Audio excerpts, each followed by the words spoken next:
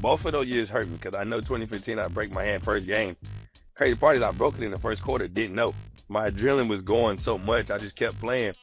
And I remember I went back there to try to take a shower after the meeting. I just had a white puppet hand. My hand was like, womb. I was like, boy, I can't wash my back. Like, what am I supposed to do? All right, John, you recently made your Prime Video debut. I know you've been doing analyst work really for the last year or so. Did you always know this was something you would get into, the media, when you were done playing, or when did you realize it was something you wanted to do? It's funny you say that because it was never part of my plan. Like, I was still trying to figure out what was the next chapter, what I want to do next for my career. And I got an opportunity to do broadcasting for the G League Showcase earlier this year in January.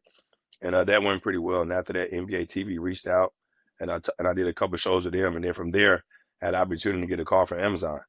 And I was like, for sure, I would love to be a part of y'all team. And them, they already had kind of built their roster out, but they still was adding a couple people and seeing who they wanted to flow with it. And I got a great opportunity to do that. Then I also did NBA. I do NBA TV with the association, and also with Monumental Sports for the Wizards game. So it was nothing I planned, but I'm very happy about the next chapter and the role I'm in now.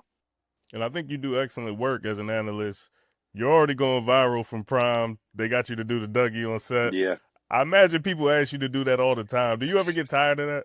I really want to retire, you know what I mean? So I really didn't want to do it. So if you kind of watch the video, I was like, no, I don't want to do it. Then, they was like, you got to do it. Then you got to do it. Then you see guys like Steve Nash or Blake Griffin or, what I mean, guys that don't dance when you're down, it's like get in the rhythm with it. You're like, all right, I got to hit it one time for the people. You know what I mean? So Yeah. I do it, and it's great. I think just me having the first opportunity to do my first two shows in Prime, you could just tell by the energy, the camaraderie you have, the vibe we was there, the chemistry that you have.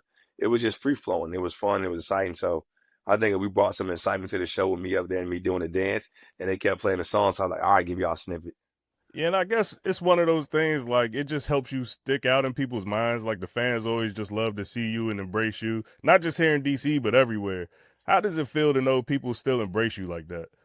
I think it's great. It's amazing. I think most importantly, like my mom always instilled in me and told me was it's better to be known as a better person than just a basketball player. And that's something I'm always trying to provide myself off of, but just being a great person.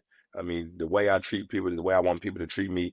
I think a lot of people that get on our level of being a celebrity or having any status, they use that against people at times. I don't want to never use that. I use it as I'm still a normal person, just like y'all. I just have opportunity to play the game at the highest level. So I think the way you treat people is the way people like to see you. And I think I'm always a bright spot. Like when I walk in the room, I feel like I'm comfortable. I'm always myself. And I think I'm the life of the party when I walk in there. So it's always fun.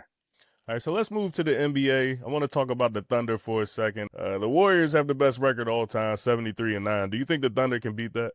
For sure. The crazy part about it, and I was saying this on Prom, is they're not trying. You know what I mean? Like they're like, I think like with the Warriors, like when they said they lost in the final, they was tired, like they was chasing the record so much. The Thunder, this might have been, I don't think they have a full game yet with their whole starting five been there, or maybe one game. You know what I mean? So it's like not like they're chasing like their stars, their three stars are not even playing in the fourth quarters. So there's like their team is just built the right way. You got to give a lot of credit to their coaching staff, but you also got to give a lot of credit to their leader, Shai. I mean, they know every night he's coming, he's getting 30, but nobody else on the team cares who's getting the next 15, who's getting the next 20. And then you can plug Luke Dort, Alex Caruso, Isaiah Harkison. They could be out. You have guys like Isaiah Joe, Aaron Wiggins, Cason Wallace, AJ Mitchell. All those guys step in and they're playing big roles. So I feel like they can break that record. And it's crazy. They're the third team that started 23-1 or even better in the first 24 games. And I feel like they'll be the third team outside of the Warriors and Bulls to get 70 wins. And they're trying to be the second team since 2017, 2018 and go back to back for championships. So their goal is always trying to accomplish what they're trying to accomplish. Yeah, and as you mentioned, they're not just winning, they're blowing teams out. How hard is that, though, as an NBA player to get up for every single game? I'm talking games in Utah, it's cold winter games in Minnesota. Like, how hard is that? I think just they foundation they built, you know what I mean? Because I've never been in a situation where they are being this great or even win a championship. But, some days you walk in and you're like, man, I ain't got it today, or I might not have it to the second quarter or the second half. It's like they got a mindset, like they got a young team and their pedigree is we're going to get every win we can. Like they're not trying to give a win away, no matter who they play, if it's a bad team or a good team. They're going out there to knowing like, listen, we got an ultimate goal at the end. And I love what Shai said the other day. He said, we're just stacking days day by day. Like we know we won the championship last year. We know it's hard to repeat. So we're just stacking days by days. And they're not going in there underestimating anybody. I'm glad you bring up Shea because obviously you have that Kentucky connection. So I imagine you were watching him early on. How soon did you realize he was special, or did you know he was like this special? You knew he was that special. You knew he was that special since college. You know what I mean? Like when he got there, I think early on he didn't start, but you could just tell the way he was playing, the way he moved. But I think his rookie year, I mean, the way he played with the Clippers, you know what I mean, being with a veteran team and them getting to the playoffs and the way he played, I think that was spectacular for him. So he's always been special, but I think every year he's getting better. He's progressing in the game, he's working hard, and he's always going to be one of those guys nobody can stop. He came from the Clippers. The last team you played for, your old backcourt mate Brad Bill is there. Suffered a devastating injury. I mean, that whole situation has been a disappointment. What do you think went wrong with that team? For this year, Yeah, the Clippers. Just yeah, this year I just, specifically. I mean, with the Clippers, I think it's tough. You know what I mean? A lot of people look at their team, how they built it up this summer, and like on paper, it looks so amazing.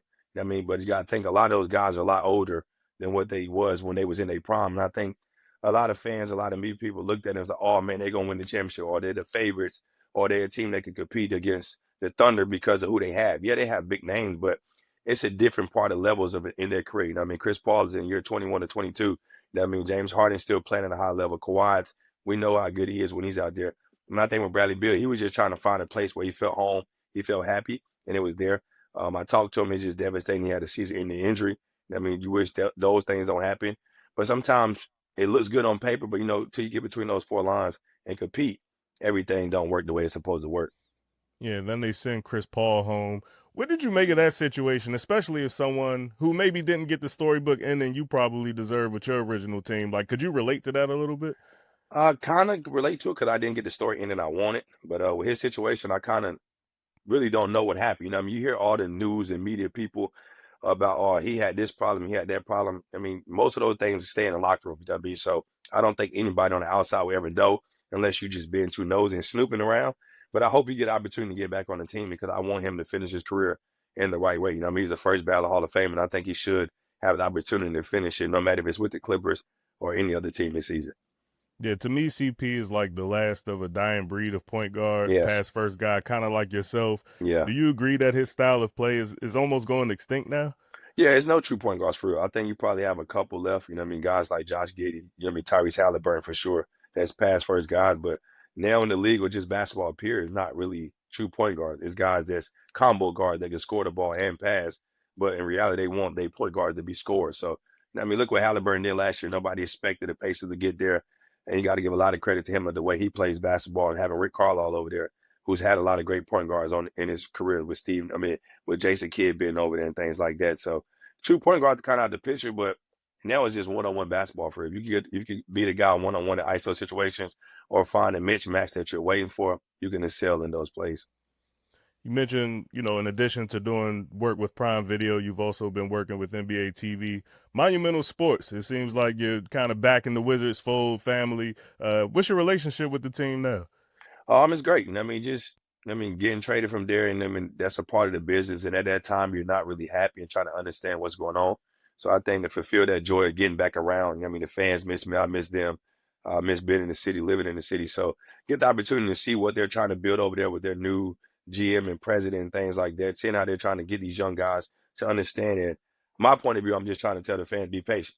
I know they're tired of being patient, but you got to be patient. They're trying to figure out which young guys they want to keep, and then hopefully this year in the draft, get a top 2 pick and you can get your franchise guy and build from that. You know how it goes. If everything can go how it go with your organization and team, but you have to find that foundation of who your franchise guy is. But I feel like they have a lot of great young talent, and I think the fans just have to be patient, which is hard because they've been patient for the last maybe 4 or 5 years. Yeah, for sure. I'm part of the people looking to be patient right now. All right, so last question for you, John. People always point to that 2017 series against the Celtics as the year the Wizards were right there, right? Your game 6 shot, losing game 7. But I like to point to the 2015 playoffs 2 years before that. If you don't break your hand against the Hawks, Yeah. I think y'all go to the conference finals and probably give the Cavs a better series than Atlanta did. Which year do you feel like was the best for the Wizards? Both of those years hurt me because I know 2015 I break my hand first game. Crazy part is I broke it in the first quarter, didn't know. My adrenaline was going so much, I just kept playing. And I remember I went back there to try to take a shower after the meeting. I just had a white puppet hand. My hand was like, woom. I was like, boy, I can't wash my bag. Like, what I supposed to do? So that hurt. And then we still had a chance. I come back game 5 in Atlanta. I blocked, did a shoulder shot. We just missed a rebound and they get a layup. You know what I mean? Paul Pierce had just hit a 3 to put us up 1. So that made me mad. And then definitely game against Boston because you got to think, game 1, we up 16-0 to start. I'm like, oh, we got this one. In game 2, we were up like 8 with like 2 minutes going. All right, we got this one. So like it was the first team that could win a road game, and no team won a road game that whole series. So that was definitely devastating. So I feel like those 2 seasons were the 2 opportunities I had to get to the East Conference Championship. So it's all about some luck in it, and you got to be healthy. And we didn't have either one that year. Yeah, I think Kelly Olynyk is still public enemy #1 out here. Man, Kelly Olynyk had that might not be his best game, but it was the most promising game he had for them. That was a big moment for them. And then they only went in there and won one game. You know what I mean? Because Isaiah Thomas was hurt in our series and going into the next series, he only could play the first game, and after that, he didn't play no more. So I just wish we could have got there because I feel like we was a perfect matchup in those 2 series in 2015 and 2017.